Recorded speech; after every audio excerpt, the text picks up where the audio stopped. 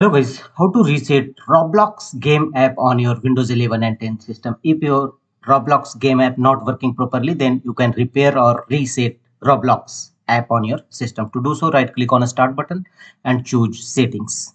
You may press Win plus I shortcut key to launch Windows settings. In Windows settings page, from the left side, go to app section, click on apps. Thereafter go to right side and you will find the option installed apps at the top of the page. Click on it.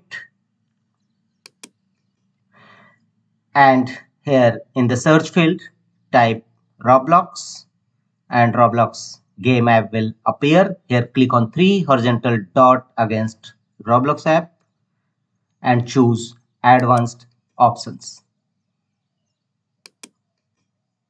Here scroll down and you will find the option reset.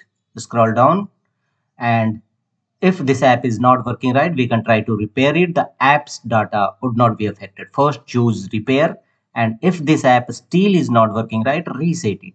The app's data will be deleted. Choose reset, and this will permanently delete the app's data on this device. Choose reset and wait for some times.